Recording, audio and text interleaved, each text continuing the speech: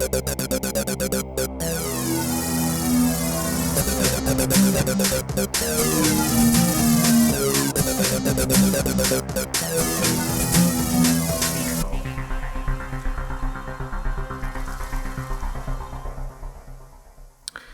to the Flick Lab. I'm sorry, Henrik, my dear co-host. I'm not making this podcast any easy to you. Well, that has been kind of the ongoing theme. Yeah, we're two Finnish gentlemen in agony tonight. We travel around the world via films. For a large part, we analyze worldwide cinema here, but we do delve into all kinds of films from any genre and country. We're basically location blind here. But it needs to be said that I'm Finnish. Are you Turkish? I guess at the end of this podcast's run, most likely, yep. Yeah, well, location blind. I studied media, Henrik studies media. That's why we are extremely informative for your listening pleasure. Or at least we have these mandates and diplomas, as said previously. We have the official qualification to talk about film. I don't know if that actually matters anything, or if there is any real merit behind it, but, we do have the papers. We do. It indeed is, though, an entirely different thing. If you know something, and whether you have a diploma on something, doesn't really equal much at all. But that's what we like as humans. We like to collect diplomas, to feel good about ourselves. Yeah.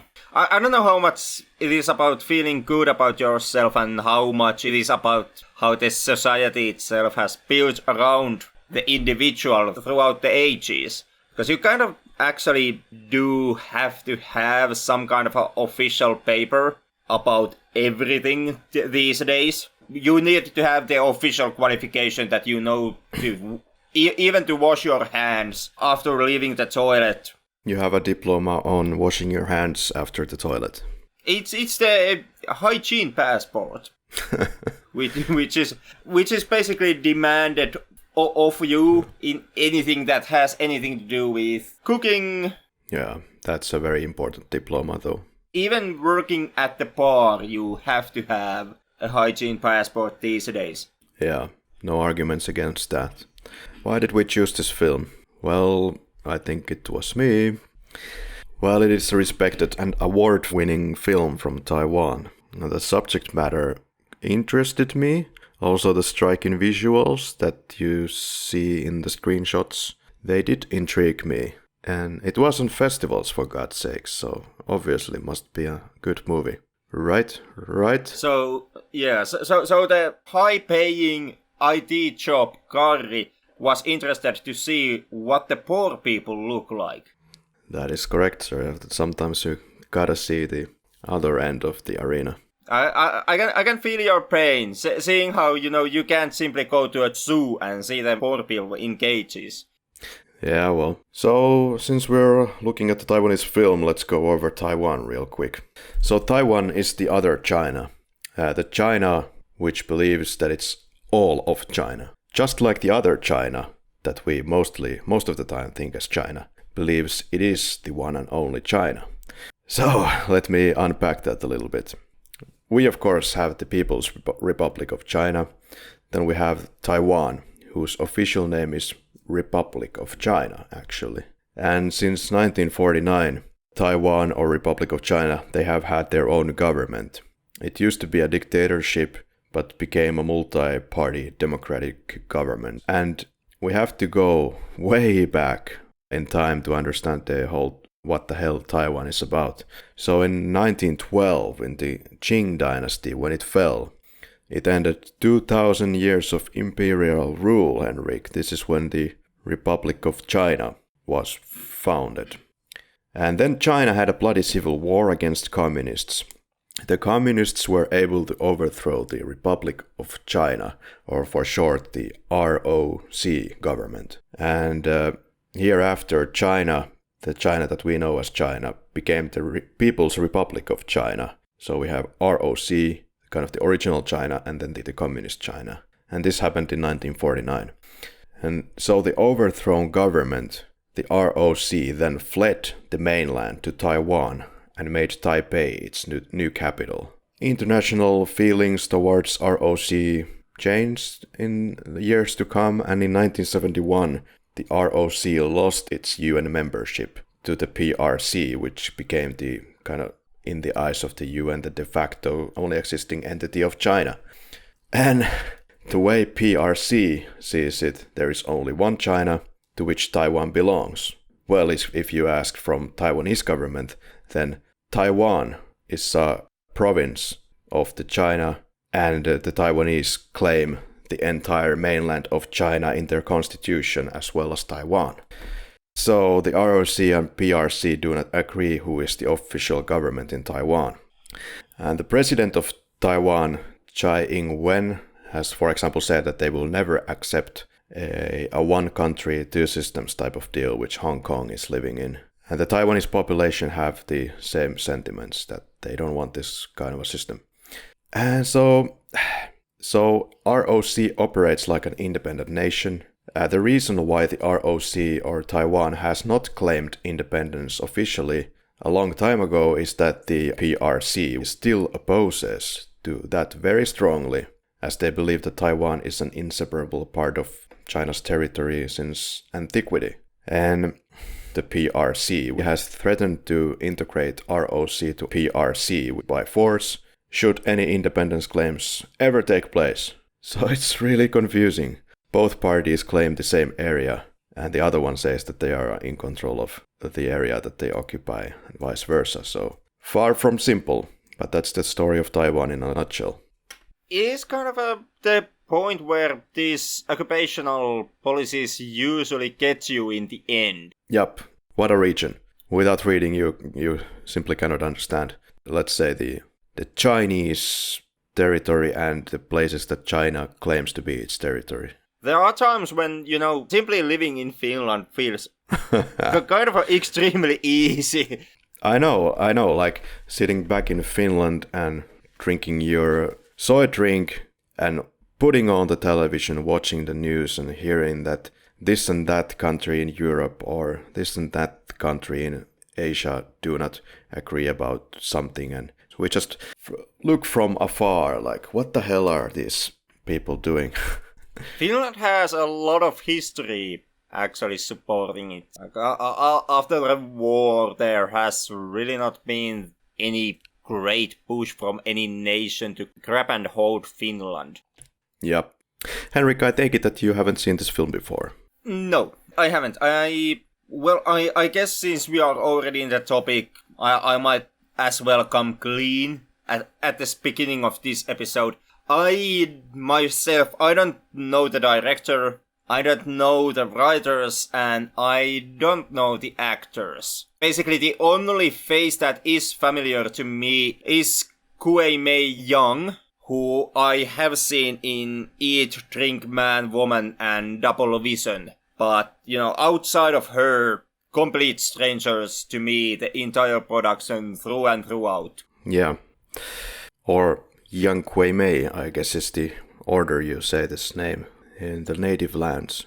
It kind of depends. For some odd reason in West, we kind of put the last word to the forefront. I don't know exactly why that is. And so, no experience with the director as well, either? None whatsoever. Yeah. Well, this appears to be one of the most respected directors coming from Taiwan. So it's about time we get to take a look at this mastermind right here. I've also understood that the director Ming-liang Tsai is someone who is well known in the cinema festival circles. But once again, he is someone who, as far as I know, hasn't been transported into home media to buy it yourself DVD and Blu-rays outside of, the prints that are made out of the festival films or these smaller outdoor artistic production runs. One of the films that I've been interested in seeing for a while now is The Hole from the director, which just might be his most well-known work. But let's check out the actors then. So we do have Kang-sheng playing the father, known also for other films by Tsai Ming-liang called What Time Is It There from 2001. This one is about a clock shop owner who falls in love with a Parisian woman and changes all the clocks in his shop to show the Parisian time. Has also acted in a couple of films directed by Kang-sheng. Have you seen movies by Kang-sheng? I can't say I have. Yeah, see, it's good to have these international episodes. We now are getting to know all of these great people. And then young Kuei-Mei, mentioned prior, she played the woman downstairs in Tsai Ming-liang's The Hole from 98. And indeed, The Hole is about a hole between two apartments, and the two neighbors make a special connection via said hole. Holy hole. Then we have the writers. There's a couple of them. I believe the main writer for this film is Song Pan-fei. He wrote and directed also Underground Fragrance from 2015 and The Taste of Rice Flour 2017. I will take that Pan-fei was the main writer of the project, because then there is Tsai Ming-liang, who is the director, who probably did a little bit of nice touches, who knows. And then there is Tung Chen-yu. He has his only writing credits in Stray Dogs and Taipei Factory 2 from 2014, and that's about it. Director, well, Tsai Ming-liang, seen as older type of director, much like Orson Welles and Alfred Hitchcock and the like. Go ahead if you can name drop some author level directors. Well, I guess from authors, the most prominent or well-known, easiest to name drop would be the French New Wave directors, like Godard. There you go. Well, Tsai Ming-liang is seen as one of the most respected directors, as said, from Taiwan, and not for nothing he has, after all, won a lot of international recognition with his body of work. He's known for, once again, The Hole, and What Time Is It There, and we didn't mention yet Goodbye Dragon Inn from 2003, there's Journey to the West from 2014. There is something common with all of these films, so Henrik, would you ever guess what that something would be? Yes, these are all excruciatingly slow. Yeah, that is something that I've understood is kind of a prominent to his style. I would almost make the case that what he's attempting to do, he's somehow trying to tie together the Zen philosophy and filmmaking. Make Zen movies, if that makes any sense. Yeah, another term that I saw for this type of filmmaking was laissez-faire film, meaning that the director has basically free rein to decide how the end result is going to be, in the sense that it can have very unorthodox methods of putting it together. But I don't know if this type of filmmaking is anymore really that unorthodox, because it has become kind of mainstream. I don't know about that. I mean, usually film productions, especially in mainstream cinema, tend to be extremely controlled in a way that, for example, even the director don't have the ultimate free rein. It is a combination work between the director and the producers and the actors, who are allowed to make whatever they want with the material they have been given. At some points, even the goddamn sound designer or the guy in charge of the soundtrack gets to state his point in the film production process through the work that he creates. Yep, and then we have cinematographer Liao Penjung. He's a frequent collaborator with Tsai Ming, Kang-sheng, and Song Pan-fei. Collaborations with all the people already mentioned previously here. Small circles, I see. These kind of a smaller, more artistic film circles usually tend to be extremely small. It is a few producers who somehow find a unity in their work, and this way can actually do repeated collaboration. Usually it ties down in that you manufacture this small unit with which you can actually work very well. That becomes your go-to crew with which you usually make all of your films. Music. There's a lot of music to be listened to here. What's your favorite track from this film? I would say it is that one singing part. Yeah, that's about it. Yeah, that's about it. Yeah, there's no music credits for the fact that the film has no music whatsoever. Instead of music, this is a film that uses the location sound to create the soundscape, which in itself is something that you don't see every time. I give it that much. Scene by scene, ladies and gentlemen, in apparently a record time in this podcast. I mean, it's showing that we've been recording about 19 minutes, so good for us. Well, good for our listeners, who have come out and state that our episodes takes too goddamn long. You're entitled to your wrong opinion. Well, the first shot lasts about 3 minutes already. Yeah, and that is running theme of the film. If anyone is actually wondering how the scene by scene this time is going to be so fast and so quickly over, it is because the film in itself is structured as such that it is a number of shots. It's not even that many shots. This is a movie that lasts 2 hours and 10 minutes in total. And in that time you actually have surprisingly few shots. But what you have is shots that take their time. They do. So the kid sleeping while the woman is combing her hair. It's about 3 minutes 15 seconds. It's a flash forward of the lady taking care of the kids at the mold house. And that's the only flash forward or anything such in this film. The rest is going to go chronologically. Or that's most definitely how I read this first shot.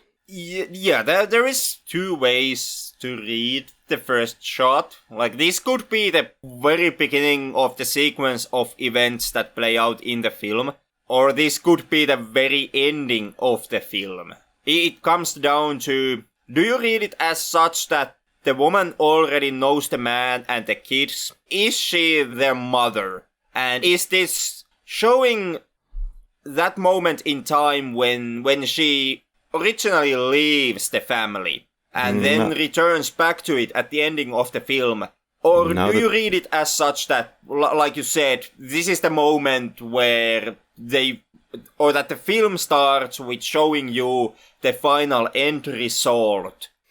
Now that you mentioned it, maybe that could be a possible interpretation that this is indeed the mother. But you look at the supermarket scene and I get the vibe that the little girl and the store lady, this woman doesn't know this girl yet. But then she starts to frequent the supermarket and the lady pays attention and they kind of build this bond. You can get that feeling from those scenes. The bond between the woman and the daughter is something that is not shown to be that great at the beginning of the film, when those supermarket sequences start, and therefore it looks like it is something that, like you said, it builds up in the course of time. But at the same time, in some scenes, the woman seems to operate under a knowledge and under an image which she wouldn't have been able to actually get unless she somehow would have known the family. Like, for example, in the very end of the film, yeah, when she simply finds the place where the family is staying at that time. Well, I don't know if she followed some of the kids or what was the case there, but she indeed does find the hideout or the place where they stay, and there is the fact that in the second last shot of the film, that shot that lasts about 9 minutes. Yep. In that shot you have the moment where the father leans his head on the woman, and you could take it that okay, the man was drunk and was hoping maybe to get this unit together in that state of mind, but I suppose your family theory is the best one to go with here. I don't know if it's the best. It is simply an alternative theory, because as it may come excruciatingly obvious throughout this episode, this is a film that really does not establish anything. It doesn't really explain anything to you.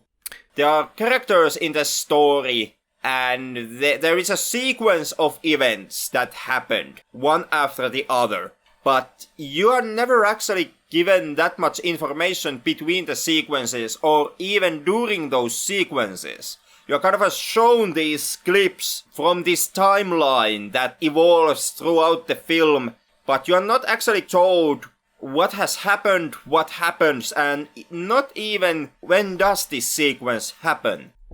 Yeah, many things to consider. Then there is the kids walking in a forest past a tree. Also, this lasts about 3 minutes again. Well, the actual point of this shot is kind of unknown because this doesn't really give me anything. How about you? My reading was that this was the film kind of showing you... It was introducing the kids, but beyond that, I don't know. I kind of took it that it was introducing the kids and therefore the family before the time at which the film itself takes place. This is them at some point before the family reaches the city, which is the kind of the main point that you follow through the film. Yeah, that's how I took it as well. It's before getting to the city, however valuable this then might be, but then the father is trying to get the boat going. Okay, so the boat established, this will be used later. Here it's not really used for anything except it might be his means to get to work. Or do something really, because even the goddamn boat isn't being established that well in the film. You're never actually told whose boat it is, what does that person use the boat for. It comes a plot point at the third act where the dad tries to use the boat to do something.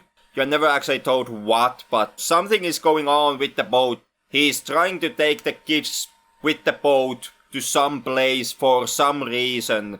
Oh yeah, oh boy, we will get to that when that happens. Yep. There is the children peeking into the water passage. Once again, I don't know why. Maybe this just doesn't have a particular point. It could be kind of trying to symbolize the light at the end of the tunnel. Yeah, that just crossed my mind as well. That could be trying to give you the impression of a knowledge about what happens at the end. Like at the end of the film, they kind of reach that light in some sense, because the unit becomes more whole, maybe. Yeah, and then the father and colleague are holding the sign in the Taipei traffic with harsh weather conditions.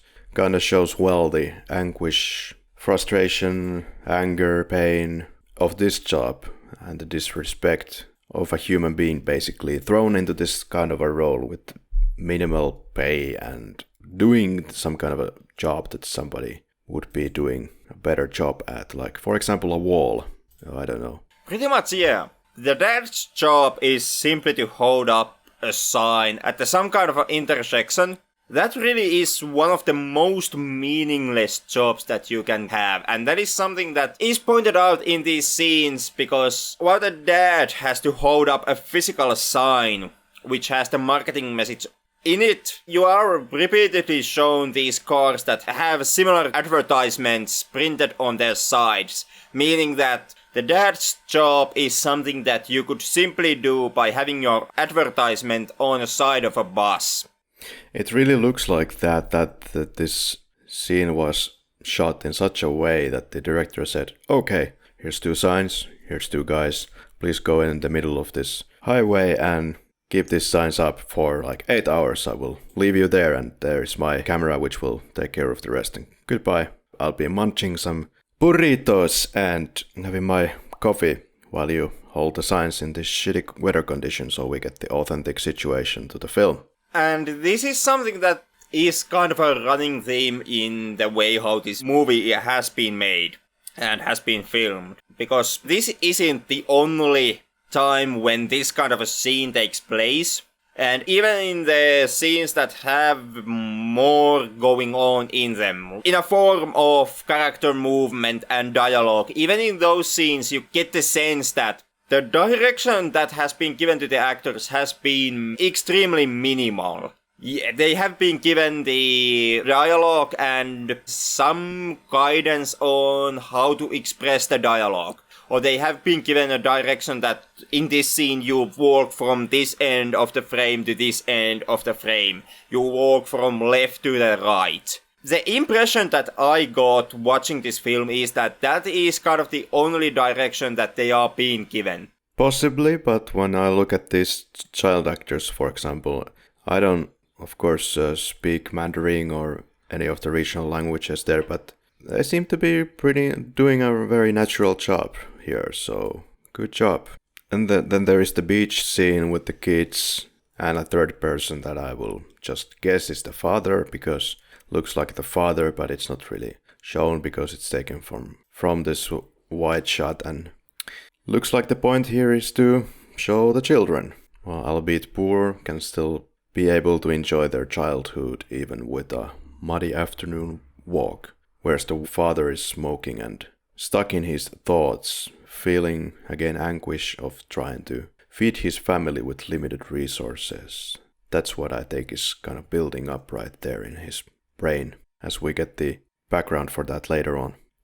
Then the girl is sitting alone in an eatery, cafeteria, restaurant, without food. Looks like she wishes to have some of the noodles of the customer, and kind of the lack of monetary means is pushed once again. And that's what this film keeps doing, like for the first hour, without anything else driving the narrative forward. So, as far as I'm concerned, the first act is about an hour long. And then the first act ends finally when we get to this moment where in the supermarket the store lady confronts the girl once again and then washes her hair. This is the first moment when some kind of a plot device is introduced as far as I see it.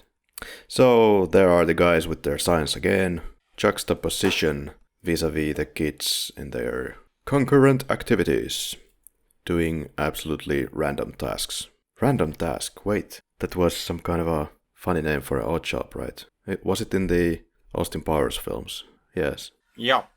So then, father is watching the water streaming in the muddy shore. He doesn't really care to be at home with his kids at this moment, or maybe any other moment. The kids are baggage to him. That's how I read it after seeing the film. What about you? I don't know, I got the impression that he did care for the kids, but at the same time he was kind of held back from showing that by the depression that he had, also this feeling of being kept down by the society and by his situation in the society. Yeah, could be in any way you want to look at it. And then we get to the supermarket. A lady is helping the girl to pick up the produce. Kinda interestingly, Henrik, there's about 3 different credits for different woman-named characters in this film. So this made me look at the scenes again and see if there's a different lady in some of the shots. But it seems that the character that we're concerned about here is the store lady, and she appears to be through and through in this film and nobody else. You know, us Westerners have sometimes trouble of matching this Asian face with another Asian face. At least this happens to me. I've heard that that's quite common, and that is something that basically happens to every demographic. Like I've heard that, you know, the Westerners all look the same for Asian. Yeah. Guys with their signs again, wind is getting unbearably strong. And you have to wonder if there was just a crazy wind machine right in front of them, or if this is actually the conditions that they were left at for 8 hours. I'm going to go with that theory, that they were there for extended period of time in excruciating pain. But yeah, we get it. It really looks like they were left there, and we keep returning to this shot, of course, to get this impact of how boring it is, and really how boring it is for the audience as well at points. The boy steals toilet paper from the supermarket toilet.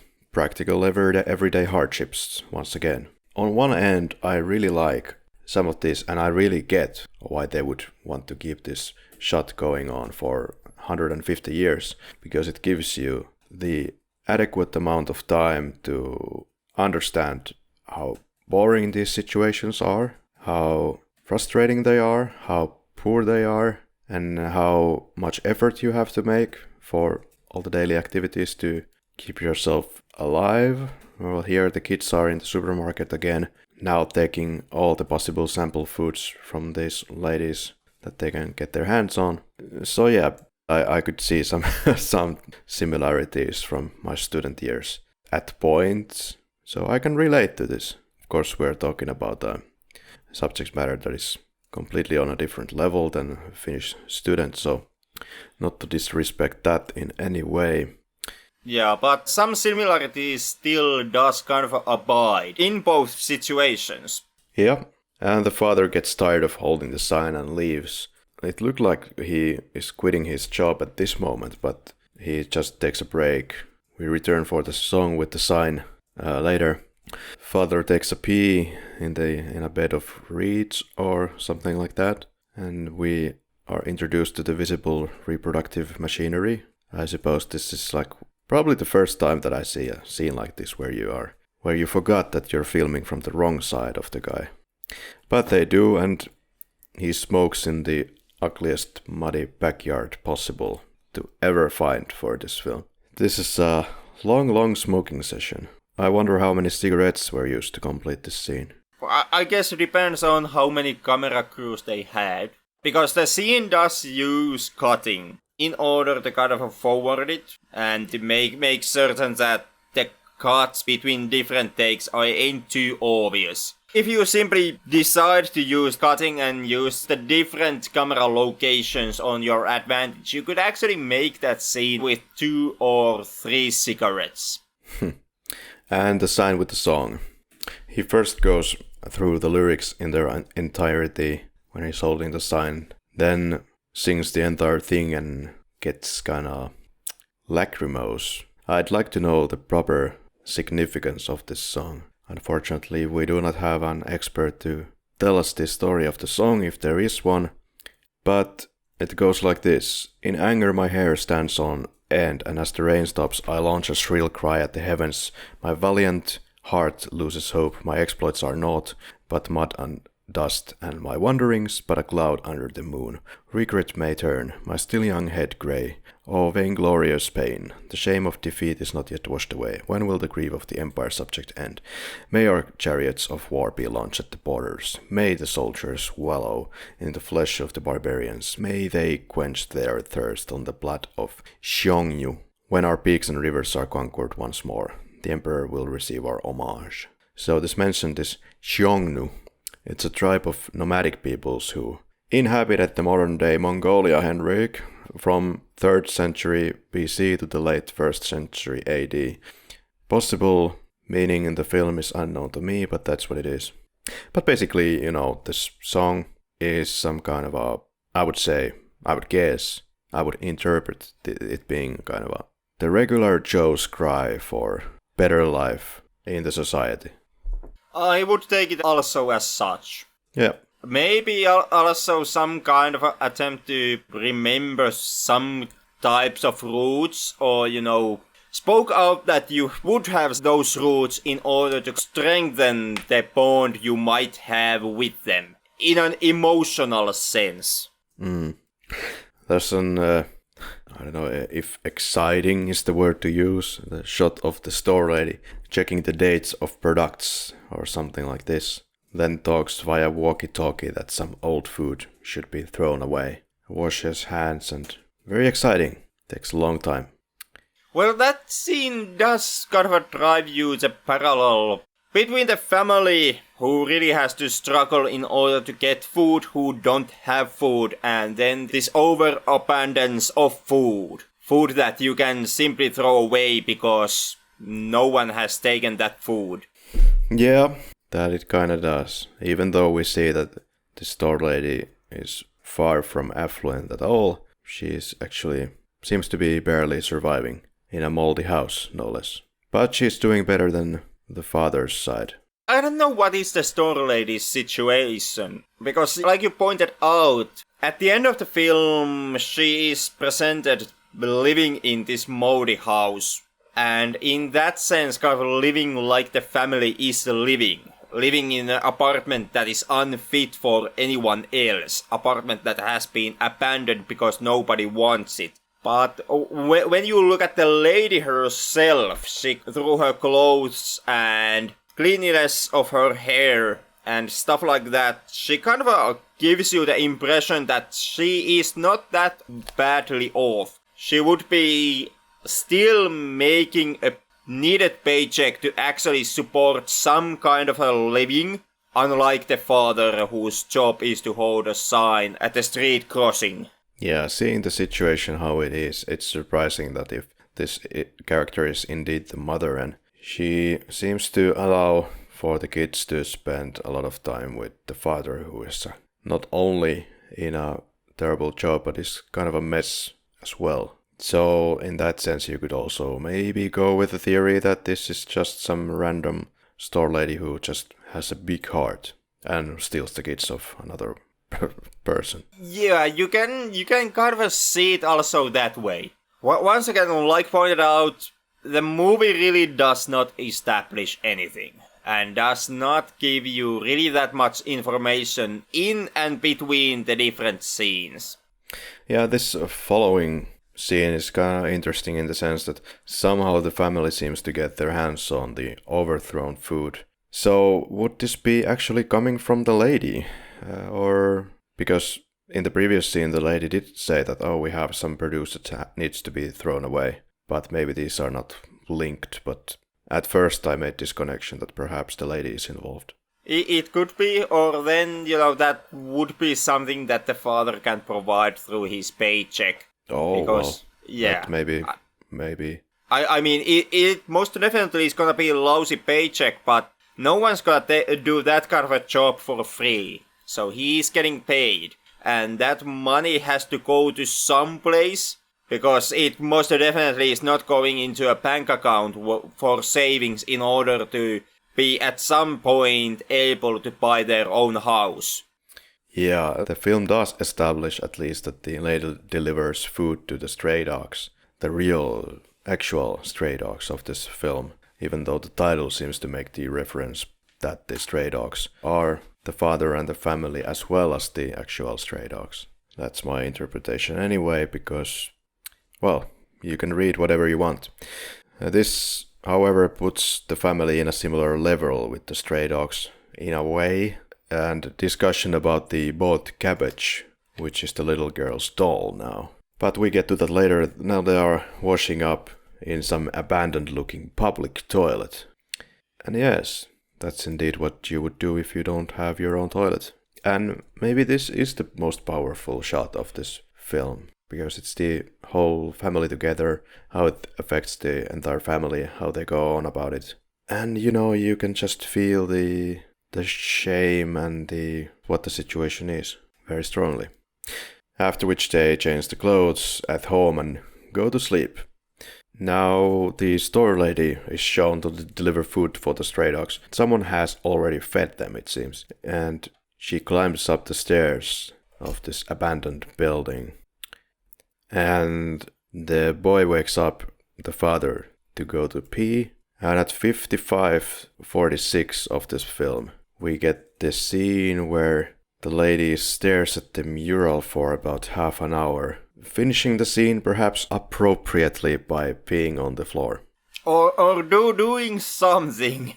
Yeah, seems to be peeing and or doing something. Probably raising the moisture of whatever she's doing there to the plastic that she's covered with. Just saying. And also leaving her pee on the floor without giving any warning to everyone else. Yep. And the scene finally ends. Then we get to at 59:12, where the father is eating the chicken very thoroughly, leaving absolutely nothing behind but the bones. Literally behind Henrik, he throws them behind, and we stare at this lunch break for 5.5 minutes. This film is really starting to push it. We are almost at the midway point of this film at this point. And absolutely nothing has happened. There has been things that have happened, and something has been established which will come into play at the very end of the movie in some form. Like the boat and like the mural, which is something to which they actually do return in the third act. I guess I will say it already that this is a interesting story to be told, to be sure. But the way how much time we spend on these scenes, definitely there are scenes where I understand why it's so drawn out, and this is why it works. But repeating this over and over doesn't seem to work too well. I could imagine that this film could be doing extremely well if you would condense it massively. But I will get to that in the review part of this podcast. Store lady finds the girl in the store once again, now turns back to face her and takes her to wash her hair. So now something actually happens, be it as minimal as it is, but this kind of puts the store lady in contact with the group father. In any case, she's real nice for helping the young girl, after which the father finally draws on the ground the message, "I'm done with my sign, signed Wang." Father finally quits his job. It's kind of the incipient stages of family destruction in the making, because now the guy has no income, followed by, I have no idea what the hell is going on in this freezer, but they are shaking together in the freezer, the lady and the girl. That also is kind of an old scene, I must tell you. Is it a training to how to pee? Because I must tell you, this lady is an expert on that. This is how you put your legs before you do it. Okay, good. But don't do it here. I don't know, maybe this is kind of to be the bonding moment between the lady and the little girl. Maybe. Which would be a major point in the film, especially if you read the film as such that the lady and the girl don't know each other before the film starts. And the first shot would be kind of the end shot of the film. Perhaps we are once again losing something culturally here. We first of all know that the director likes to put a lot of humor into his films. And some have online said that this film is thoroughly lacking all kinds of humor. But I don't know, then again, staring at the mural for like 5 minutes and then being on the ground. I don't know how funny that is, but in a sense it's kind of absurdly funny-ish. So if that was supposed to be funny, that's there. We're turning into Eddie Murphy style of humor in this type of film. But the father carries the sign to the hay, probably the place where he peed. I don't know what's going on with this pee in this film. And then the kids play the Mrs. Big Boob's cabbage game. Now this is the only light-hearted or somewhat happy scene in the entire film, apart from the muddy beach scene, perhaps, where the kids play around. So the kids are the only happy moments. Store woman climbs the tree. Again, not entirely sure what the hell she's doing, but I guess she just found the family's hideout. Or she already knew where it was, if she is the mother, as previously stated. Father is looking at the kids while they sleep, kind of foreshadowing the father abandoning them, in my opinion. It's kind of all building to that point, where I see it as such that the father decides to abandon his kids. I don't know if he abandons them. Yeah, even worse actually than abandoning. I will get to that too with pleasure in a moment. But now, most importantly, father is again carrying the sign around. I don't know why, but I thought he quit already. I took it as such that he changed his mind. Like he wanted to quit and he tried to do it in that moment. But then he also realized the same thing that you pointed out, that if he quits, the family does not have any income at all. So he was forced to once again pick up the sign and keep his job. And then, well, it's not the office of his work or anything, but it's some kind of an abandoned, expensive-looking apartment building, and he's able to get in. It is some kind of a vacant apartment building. Yeah. And a building into, for some reason, the family does not actually transfer themselves in this film. Because this is a way more nicer building than where they are staying at the moment. And the father never actually breaks the news about this building to the kids. Well, there's a lot of reasons that could go into it. First of all, it could be that it will be taken into use, or somebody will occupy this place very shortly, or they already have like a good base somewhere in a less beautiful location, but they are probably going to be not disturbed where they are currently. Then there is, of course, that it seems to me be like that. More and more the father wants to be kind of isolated in his own thoughts and spends less and less time with the kids. That he most notably does, and he also spends less and less time with his job. Yep. Yeah, he refuses to quit and he keeps on carrying the sign, but he ends up wandering into the most curious places with the sign, instead of staying in that one spot where I would believe he has been ordered to stay. So he is still endangering his job by going into these other buildings in other areas instead of staying in that crossing with the sign. Meanwhile, now the store lady sees the girl again in the store, overlooking her from behind the plastic curtain, which I believe is the freezer probably. And the father is sleeping in the fancy building's bed. Then father is chasing his son to give him the money he holds. Now we get the action scene of this film, so to speak. Riveting suspense.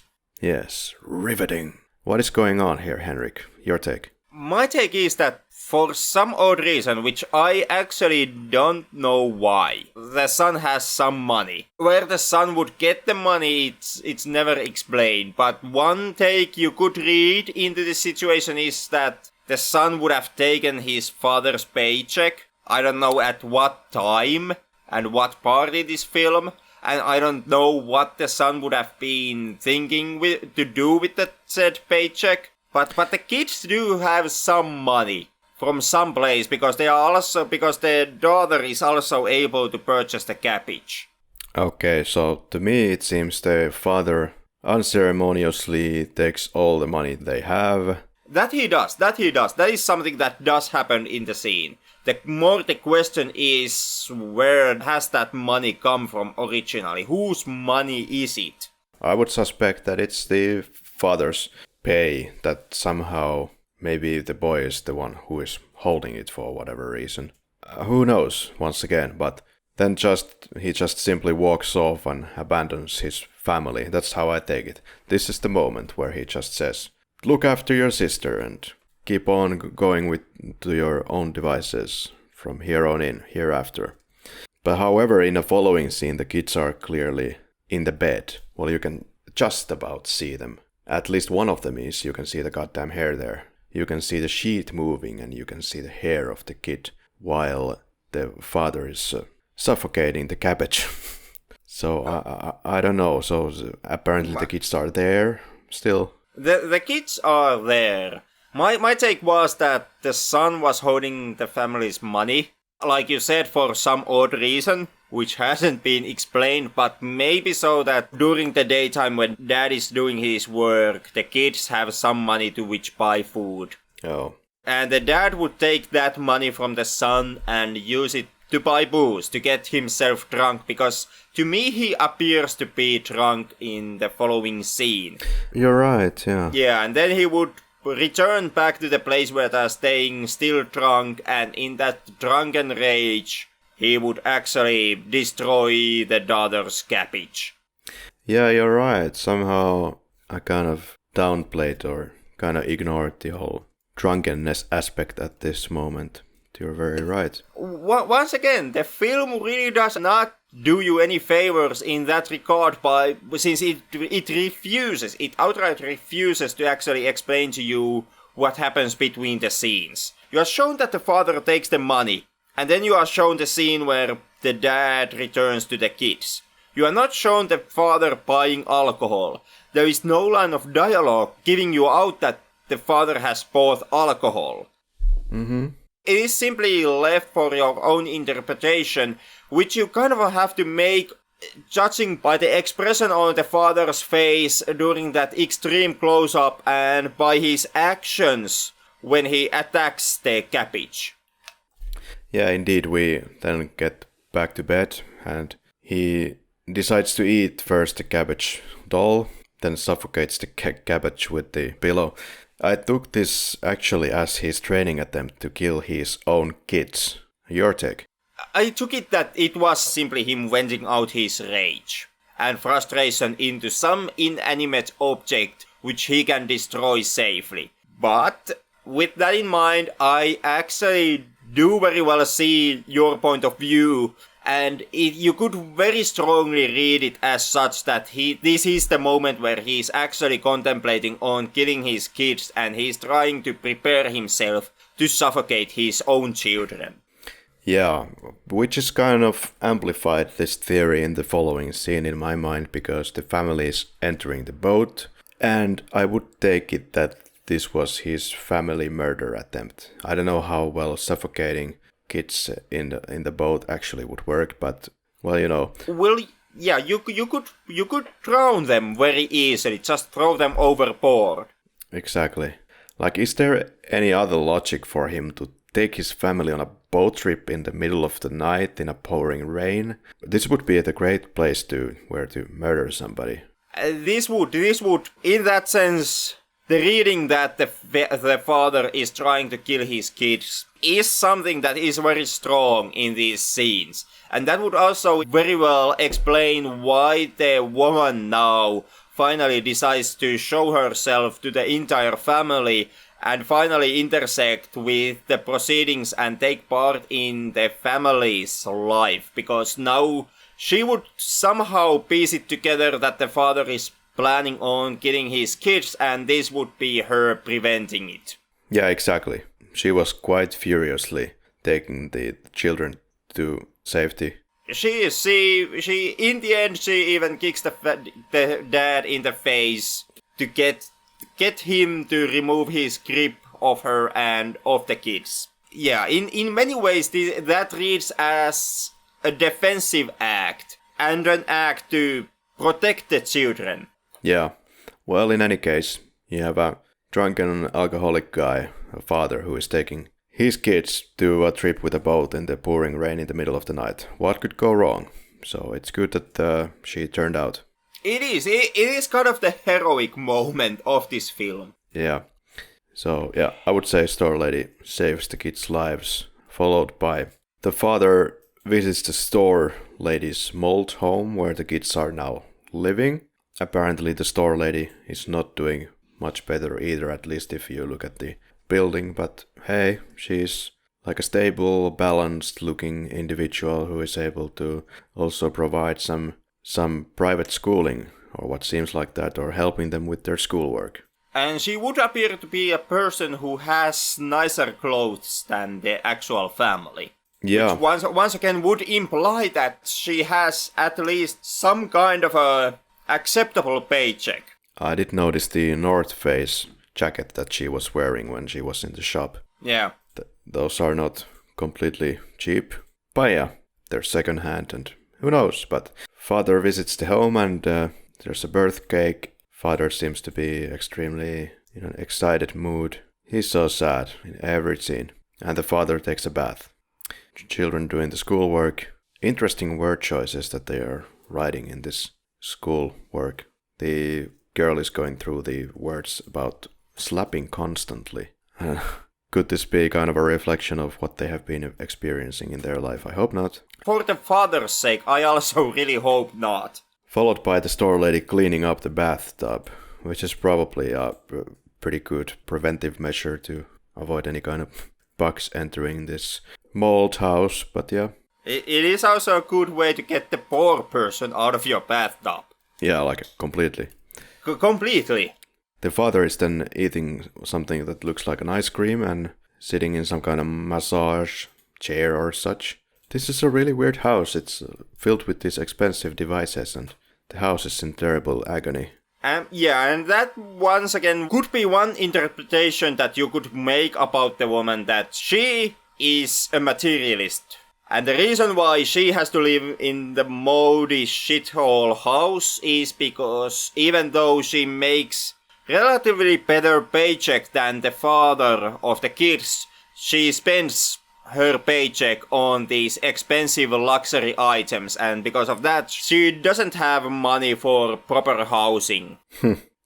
Then there is the frog story. Quote, the frogs want a king.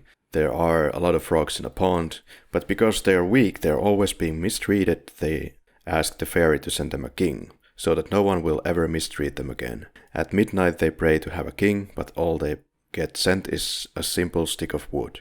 The frogs pray again for a king. This time they get sent a grain, which eats them all up. No one protects the frogs. End quote. Do you want to read something into this?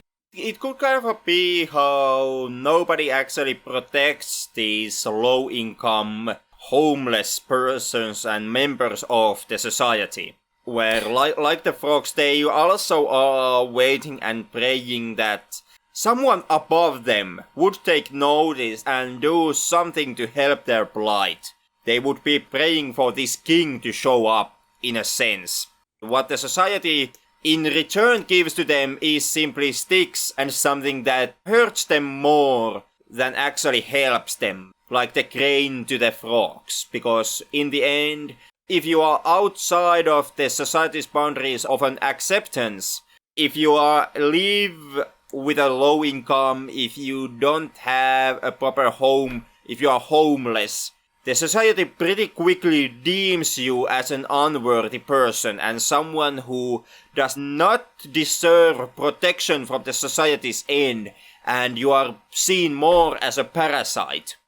Stray frogs, then. Stray frogs. House is like a person, Henrik. True or false? In a way, it is true. Through symbolism. You can say that houses, especially older houses, they have a life in them. In a way, how this house changes. How those nooks and crannies give away. How that door frame kind of shifts as the years go by.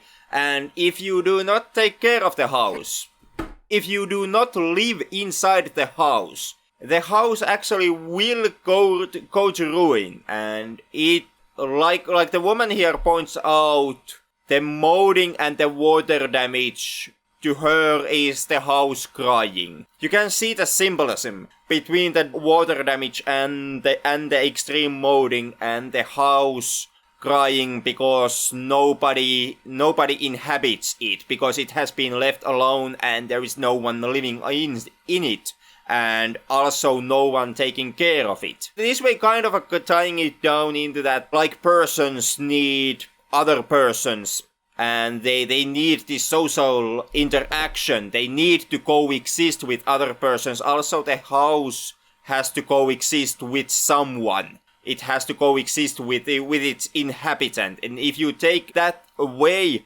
from the house will get depressed. Well, house has a history, definitely. And house has kind of a memory, sort of like if you would talk about a tree. And so in that sense, it's a different experience to live in a house that was built during the communism time in Poland than living there and kind of seeing what life was like, and then you compare it to a housing from the 2010s and it kind of lacks soul and a story.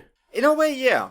If you are interested in studying this theme more, there is this India game, of which name I really can't bring to my mind at the moment.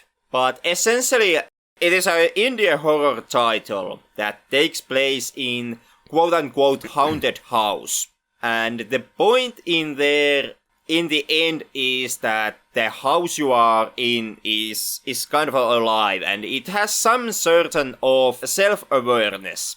And because the house has repeatedly had inhabitants living in it and then lost those inhabitants as people have moved out of the house, and finally has reached this state where no one has been living in the house for a number of years.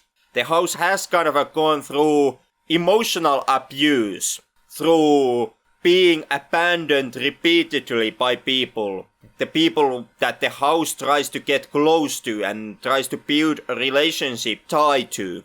And because of this, when the game starts, or at the moment of time when the game takes place, the house has become benevolent and even psychotic, to a point where it actively tries to actually attack the player, simply out of this abandonment-led psychopathy that the house now suffers. The game I was talking about is Anatomy, by Indian developer Kitty Horror Show. So, if you are interested in the theme of a living house studied through very ugly India game. I most definitely do recommend checking that one out. I always wanted to try. Alright, the father then scares the bejesus out of the store lady. She's collecting the food for the dogs, Henrik, and then we get to the scene of the feeding the dogs for one last time. And at time code 1:52:35, so 1 hour 52 minutes 35 seconds, we get to the last scene, and the freeze shot starts at 1:52:55, ends at 2 hours 1 minute 45 seconds. So this shot is indeed 9 minutes of standing. And goddamn, this first of all is tough on the actors to hold their position for such an extended period of time. Nothing really happens here. It's the father behind the lady just drinking occasionally from the bottle. Takes about, I don't know, I lost count, 6, 7, 8 sips from the bottle. Then finally builds the courage to get near the lady, leans on to the lady's shoulder. But she also cries during this scene, and so there's a lot of action happening at the end. And the shot very much indicates that the lady is not interested definitely to approach the father in any romantic sense, and it's giving the message that the lady is not going to forgive for anything that the father did, which I will still take as the father's murder attempt, which kind of changed the whole situation. Basically, in any case, at the mildest, the father is not taking care of the children in an appropriate way. And also, this scene might just not have anything to do with the father in any way. It just might be that the store lady is standing in front of the mural, as she is, just waiting for 9 goddamn minutes, even fucking crying about it, Henrik. She's waiting for him to get the hell out of there, so she can finally have the pee in front of the mural once again. And finally she realizes that she can simply go to the next room. Yeah, and find a toilet there. Yep. Well, but indeed, this is the last shot then, which lasts 5 minutes as well. From 2 hours 1 minute 45 seconds to 2 hours 6 minutes 55 seconds. 5 minutes of basically standing. Then the father follows the store lady to the same part of the house, and that's the film. That it is. Can you identify any personal struggles, maybe yourself, like this? I can identify the struggle with having extremely limited income. I can relate with that feeling of societal unworthiness and the feeling that the society does not see any merit in your existence, and is actually kind of hoping that you would simply go someplace. Nobody is actually stating it out loudly that you should just off yourself, but you should become someone else's problem somehow. And I can also identify with the emotional struggle that the dad is going through. This anger and depression that is boiling inside of him, and an occasional need to lash out against something, because there really is no target for anything that you are experiencing, but holding those feelings inside of you long enough time give you this compulsive need to somehow manifest all those negative emotions and their effect on you somehow. Yeah, I like how the film does capture how the poverty affects you in every single area of life. And as mentioned in many moments, it does a great job with that by spending a lot of time in that particular shot or moment. But it always didn't work so well, which kind of, I guess, leads me to the quick categories. Favorite performance? I would go with Kang-sheng, who played the father in the film. He does get a couple of shots, most notably the one where he sings the song. I think that, from this group, during that one take, he actually gives the strongest and most rawest performance of all the actors in this film. Yeah, that could be. that being said, I did also enjoy the child actors, how natural they seemed to be in their respective roles. It seemed very believable on their part, and they were the only like positive shining light in this film. So what the hell, I will just, because you picked already him, I will just go with Lee Chieh, is I believe how, in which order these goddamn names go. So the girl that played the girl. For example, I remember pretty vividly the moment when she's in the eatery just watching the other guy eating his noodles, and I kind of felt that. And also the moment when they are playing with the cabbage, Mrs. Big Boobs. Oh, I can see where you're coming from with your pick. Well, then we can move on to favorite scene and the... What's your take? I guess that would be the family washing up in the public bathroom. God damn it. Yeah, it is the same for me. Yeah, I kind of did mention that in a way already. So the family brushing their teeth and washing themselves with the help of the father. It also exemplifies well the harrowing circumstances. It does, and like you pointed out, it is one of the more light-hearted scenes, even though the subject matter it still studies is very hard and extremely difficult. It is. So, favorite quote? I guess I would take the father's song in its entirety, because you really don't get one line from the lyrics. It is kind of its own complete entity, the song. Okay, well, I'm going with the same one. But from the song I did pick this line, this quote, "When will the grief of the empire's subjects end?" End quote. And the answer is when this movie is over. I may be a little bit harsh, but I will get to my review in a second, so please hold the line. I'm taking that you will recommend this movie at the very end of the quickies. Yeah, well, that can be... that can be an interpretation. Favorite kill? That would be the cabbage, Mrs. Big Boobs, who does not only get smothered to death, but also cannibalized. I don't know why I didn't pick that one, but I'm going to be more brutal here. I'm going to... Axe off the entire family, because no one can actually survive living in that moldy house. Yeah, my favorite kill is the future of the father. Okay. Him becoming a proper stray dog, along with the actual stray dogs in the stray dog's house. So I hope you're happy with that one. And random confusing question for the night is, have you ever had the craving of randomly going for a boat trip in the pouring rain after training of choking a cabbage? No, I have the craving to go on a walk when it's pouring rain, and that is without choking the cabbage. So we never had a childhood with the cabbage doll. Well, it is hugely thanks to my parents, who really made it sure that they did work their asses off to find whatever means to make it sure that we were never that poor. Did you play with dolls as a kid? Nope, we didn't have those. We did have Sega Master System, which I did play quite a lot. Yeah, I did play a little bit with dolls, but I don't know, it wasn't like my main interest to play with as a kid. I would play with also toy soldiers, trains. I preferred something less soft and less something that looks like the Frog Princess. So take whatever you want from that. Something toxic masculinity. Yeah. And the notion that I did play with dolls, but I did play with a lot of other toys, so I don't know. Were the dolls too soft and too feminine for you? They were.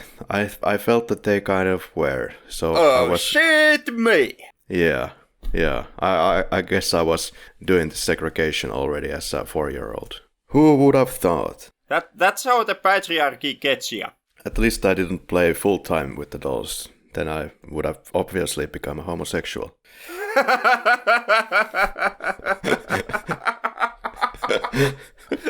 A close call, but you managed to avoid it.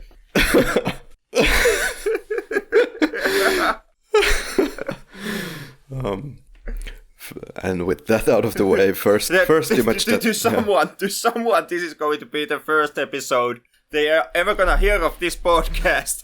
and they're going to miss all the previous knowledge that have been given out throughout these episodes. So they come into that statement completely blind. Alright, so first image that comes to mind. I guess that is that shot of the father and the other guy holding the signs. I don't know, I guess the 9-minute staring shot at the end. It's hard to wipe out from your memory. Yeah, it does leave an expression. Be honest now, did you fast forward this film? I did not fast forward it. Me neither. The things we do, the things we suffer here. Well, which image best exemplifies this film? I would say it's the exact same shot, the dad holding the sign. I would say it's the 9-minute staring shot. In a way. In a way, it does bring forefront the problems, or quote-unquote problems, that this film has. I see what you did there. Of course, the raincoat holding the sign exemplifies the pain in this film much better than two people in a close-up. But yeah, as far as the long winding scenes go, then I would go with the 9-minute staring shot. And what took you out? The extreme slowness of this film.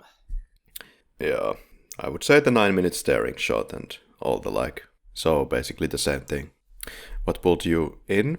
Kind of a surprisingly nothing really. Like, in a way I was with the film from the start. And in other ways I was not with the film because of the slowness. And because because the slow pacing makes it kind of hard to watch. But what I most definitely did not get from this film was that one aha moment that really kind of pulls me into this film. Like that, I would say, was completely lacking here. Yeah. Already when I saw the first shot of this film with the kids in the bed and the girl in the or the store woman in the foreground combing the hair,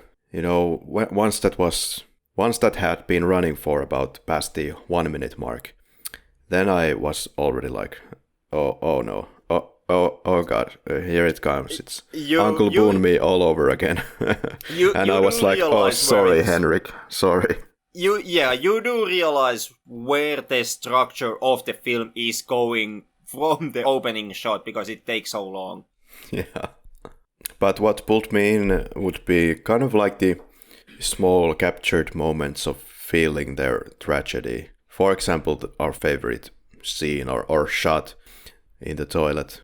Things like that, they capture it pretty well and extremely well. And also the moment when the dad is eating the chicken very thoroughly. So yeah, we get to the vibe. Most exciting moment of this film. Which there kinda is none. Like, maybe the boat ride, if you once again take it as a child murder thing.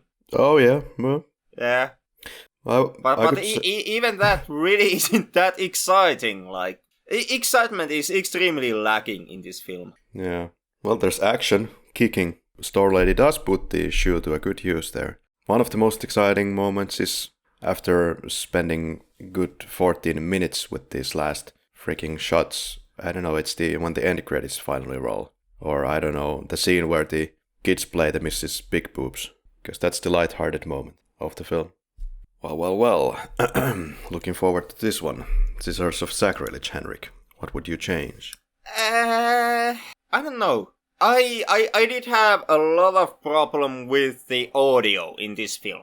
In a sense, I was using my speaker system to listen to the audio, and it might be something that the audio track simply did not work with my speakers. And that might be a technical difficulty on my end, but I did have the problem that the audio with the speech was extremely low when contrasted to the audio of the surrounding landscape, which really did hurt, for example, in the sequences when the dad is holding the sign, because during those scenes, when there was dialogue playing, I kinda had to turn the volume all the way up first to hear the dialogue, and then sound of traffic would come blazing through my speakers. So I don't know. I don't know if that's a problem with the film, but if it is, that would be something that I would fix. So you cranked up the volume for the speech parts, so... Yep, I had to crank it up for the dialogue.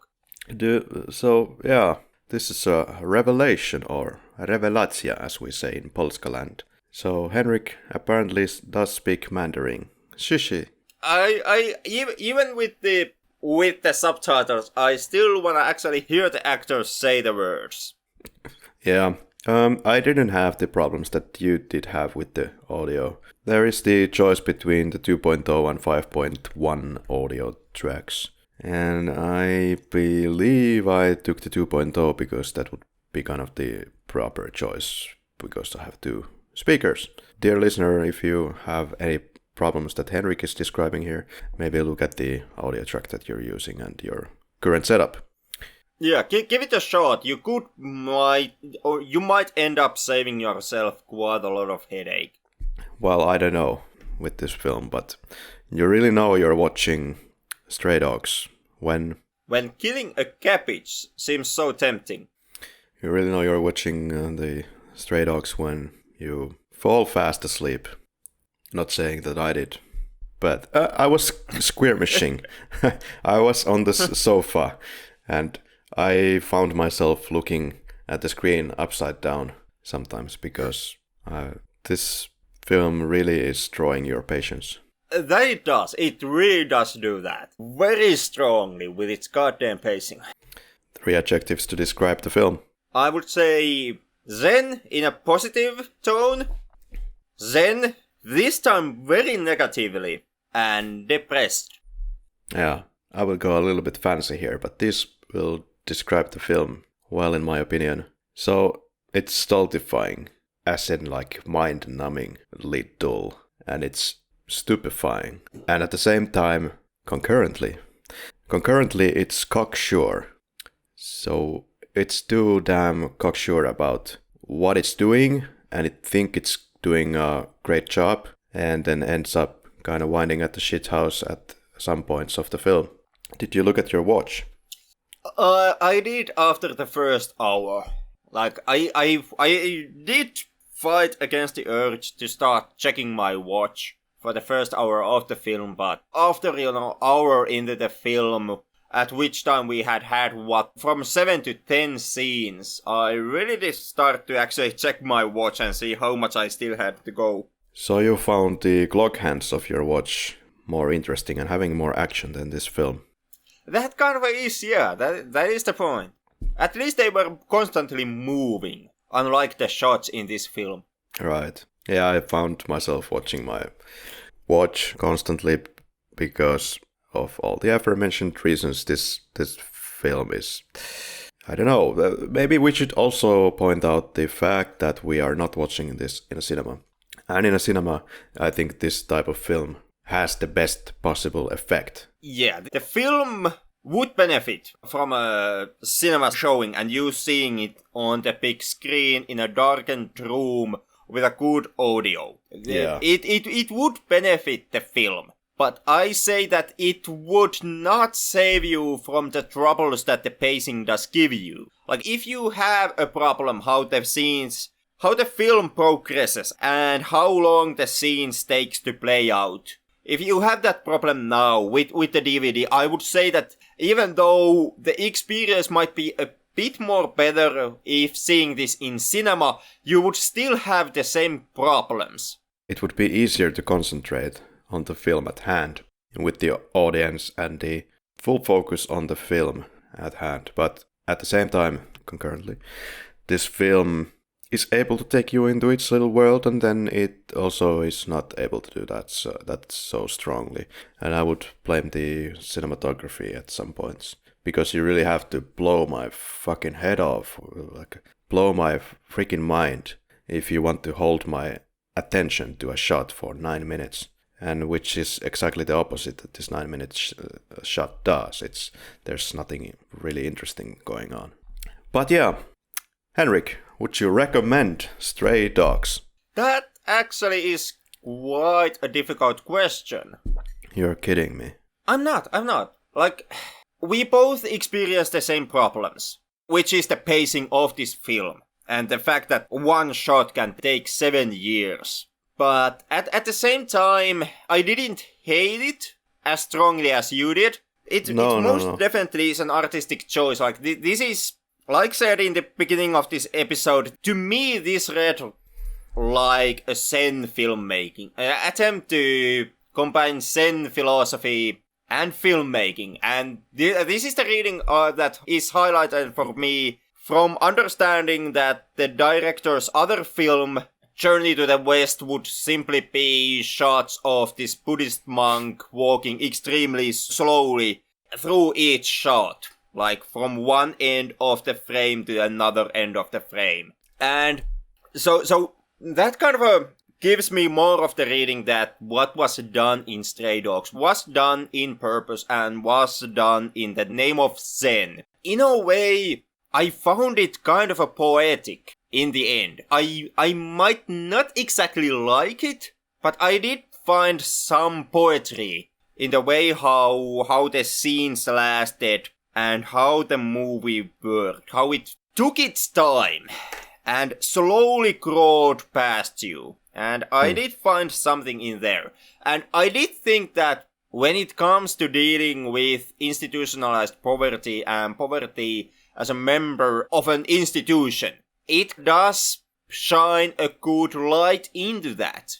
Even though it takes fucking 9 decades for the film to end, and even though it does hit you in the head repeatedly with its point, it still does show you different aspects of poverty. It does give you a good glimpse inside of the extreme anguish and this almost suicidal, almost violent depression that you can get into when you have to live in a poverty in a system that really does not support that in any way, that treats you with hostility and how that hostility might affect you. And I see merit in there. I see merit in the film's message, and I see merit how the film progresses. I see the merit in that forever taking shots structure that this film has. And in that sense, yeah, I would kind of even recommend this film, but the problem comes from the fact that even with all this behind it, the film is excruciatingly slow to watch. And it like I said, it takes fucking forever. And that makes this also a movie that is very artistic, has something really strong to say, does not manage to say it perfectly, and fumbles with its message kind of throughout the film, and also is a film that you very well might end up hating. And it kind of leaves me into this problematic space, where if you check this film out, I say that you might gain something for it. And seeing the film is not a bad thing. Like, if you somehow come in contact with the film, good for you. Hopefully it worked for you. At least you saw something that you typically wouldn't see, necessarily. But at the same time, I guess I can't recommend looking up this film, searching for this film and seeing it. Because the odds are that most likely you are not going to like the film. So that kind of brings the inadequacies of would you recommend this film when you put it in vis-a-vis the fact if you actually like this film. So did you like the film then? I guess I liked it more, even with all its problems, even if I thought to actually sit through this film and not, push fast forward button. I guess I did, in a way, like the film. And I did like it more than I would recommend it. This is kind of a reverse situation from the Inuk episode, where I've ended up recommending the film more than I liked it. And with that, I'm well aware that, when it comes to liking this film, I am most likely in the minority, but I'm kind of okay with that. I was kind of expecting very balanced and not very heated review from you, and that's exactly what came forward here. Because this is definitely the kind of film that can inflame you completely. You come on a ranty rage into this podcast and say that this is not the film for the ages, this is just taking ages. But for me, at least right now, it's just not engaging enough that it would merit a 9-minute shot where close to nothing at all happens. Its cinematography is too sure of itself, like kind of cocksure, as said. And they believe they can pull off these scenes constantly that keep on going for what seems like an eternity.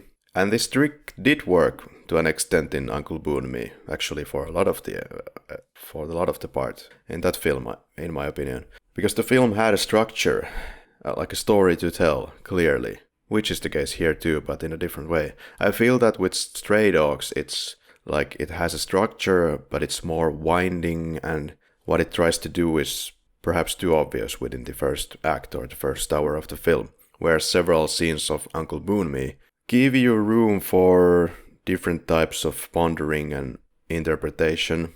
But as we have seen throughout when talking these scenes through in these episodes, there is quite a lot that you can interpret differently, in a sense. But when it comes to this poor family aspect, that doesn't give a lot of wiggle room. It is what it is. And it keeps hitting you in the head with that point over and over. But it's an extremely valuable story to tell. And many of the scenes here in Stray Dogs do give the proper effect exactly because they are so insanely drawn out. But yeah, it brings you closer to their experience and closer to the world of the film. And sometimes it doesn't, because you wake up from the spell of the film going like, oh, I see what you're doing here, so why is it necessary to keep it on my face for 5 minutes kind of thing. And for a lot of the time I feel it's also working. As somebody mentioned in the IMDb reviews, I do agree 100% that the story is a good one, and it could be even a very powerful one if we just cut the length of the shots and do like a 80% shorter film, like a short film. And in fact, the director has done a lot of short films, and the concept here appears to be fitting for one. I don't see why you'd need to drag this story out to, is it like 2 hours, 12 minutes? It's just maddening audience torture, especially if you don't even plan to have a ridiculously interesting shots all the time. But don't get me wrong, there's a lot of great cinematography, of course, here, but again, it doesn't hold us in its world with this much drag when it comes to Uncle Boon-me. This film lacks self-consciousness in the sense that it's too sure of its pacing, the story is simple, and we can get into the mood in a shorter time than this film's makers seem to think. So the film also lacks proper, like a point of support, like a fulcrum and character development. And you could even take it as a kind of an insult to every Stray Dog's feelings. But because it's doing this juxtaposition with the name to people, or that's how I take it. With all that said though, it could be that this is one of those films that grows on you after repeated viewings, after you have kind of marinated in your brain the shots and the scenes in your head over and over. And I might even pick it up later on, who knows? There are things that I liked here and things that I didn't like. And at the end of the day, it goes more in the direction of what I didn't like about this film. So it would be a non-recommendation from me. Yeah, I don't see myself returning to this film anytime soon. Yeah. Like, the fight you had to go with the film already to see it for this episode was most definitely enough for me for quite some time. And I'm not waiting for the moment in some foreseen future when I would actually revisit this film and watch it again. Because the pacing really it takes fucking ages. And like you kind of pointed out with the short films, this is a short film Track to 2 hours. Amount of narrative material. Yep. In a over 2 hour film. And even with that narrative material doesn't really communicate in a way that it would give you a clear picture of what is happening. as evident from all the different readings that we have brought up during this episode, and different readings on what happens on individual scenes even. And what you said about comparing this to Uncle Kuei-Mei, yeah, this does do kind of the same trick, same narrative decisions that Kuei-Mei did. But Uncle Kuei-Mei was not as extreme with its decisions. It was not as extreme on how little happens in one scene and how long that scene takes. And in that sense, even though if the symbolism was more obvious here, and this was not as hard to decipher as was Uncle Kuei-Mei, Uncle Kuei-Mei was an easier watch than Stray Dogs. Most definitely.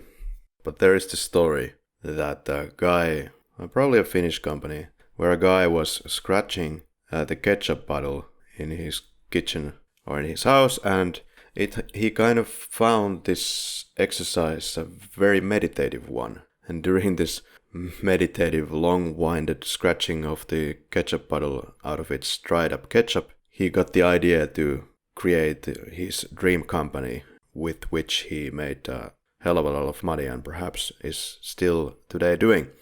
Bringing me to the point, well, there is definitely something to these meditative state films. And if I ever would be so generous to return to Stray Dogs, then it would definitely require this certain state of mind where it would probably come to question if you would meditate for a goddamn hour, then watch this film. The film would have your complete and utter attention, and you would find the most intriguing things about somebody eating a chicken for 5 minutes. Or vice versa, you could try to use this film as a way to get into a meditative state. Like you would start watching this in order for the slow pacing to numb you into the point where you actually sleep into the meditative state of mind. But at the same time, it kind of begs the question that should you actually do that? Would that be doing a disservice to the film? Because at that point you no longer would be actually paying attention and following the film itself. Well, no, not that kind of meditative state. The meditative state, or the meditation, which it gives you a better ability to concentrate to one subject matter or one discussion for extended periods of times, for example. Whatever the task ahead it might be. If you give that kind of attention to this film, then you might even be 100% with it for the 2 hours and 12 minutes that it runs. Because the film is about poverty, yeah. And it's a meditative film about poverty, okay? But if you reach this state where you are giving your full concentration of this film, would that also be a disservice to this film? Because the film is trying to tell you about how terrible it is and how frustrating it is to be in poverty. And then you would reach this different kind of stage where you'd be more able to handle the frustrating moment much better than the characters in the film, for sure. So I don't know what you would gain with that. I don't know what's the director's intention anyway. Is he trying to drive us nuts with the boredom here with the characters? Maybe that could be. It could be kind of a... And I'm not drawing comparisons between the movies here, per se. But it could be kind of a similar type of situation that was, for example, in the Nazi propaganda film Triumph of the Will, which also has shots that last for fucking decades, and which, because of this, actually becomes boring and even numbing for the audience member to watch.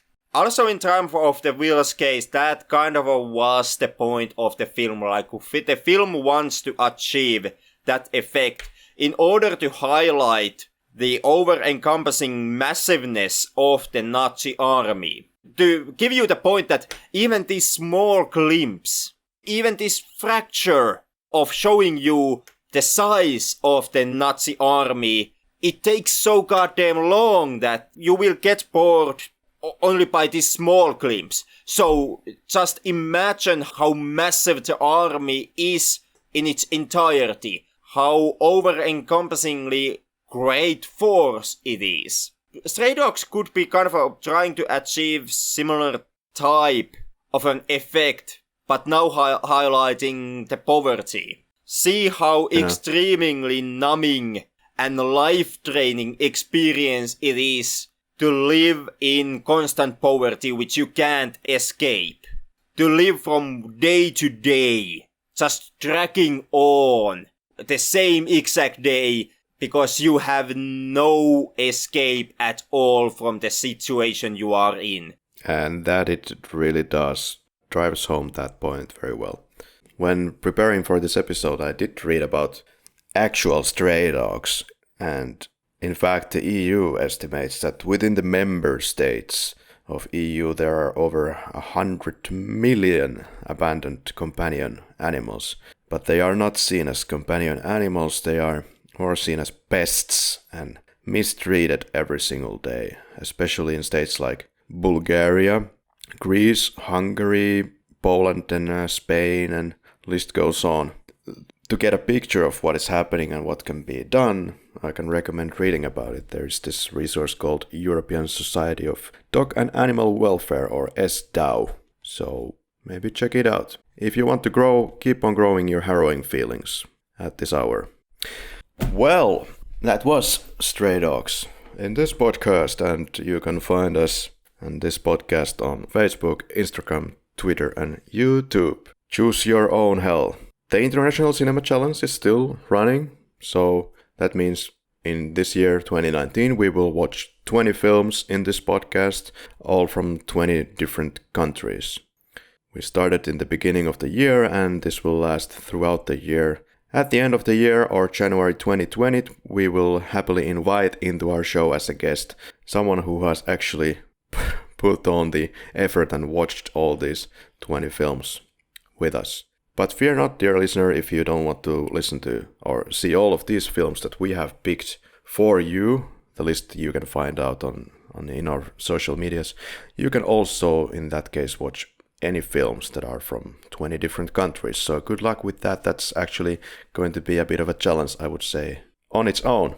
You know, there are not too many big film-making countries of which you could actually find like movies to select from in Finland, for example. 20 really is kind of a challenge. It is even for us on this podcast. It is, in many ways.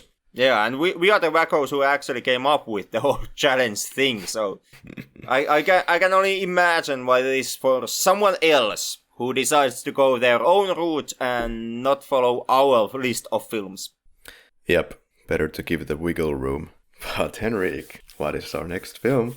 Are we going to look at the... Ha, chupenga, chapari, chaparu. So that means The Lion King. Oh, Kimpa the White Lion. Which one is it? They are technically the same film. Yeah, it depends on your looking glass, but it has the title The Lion King, made in 1994. And soon the live-action remake is going to come out.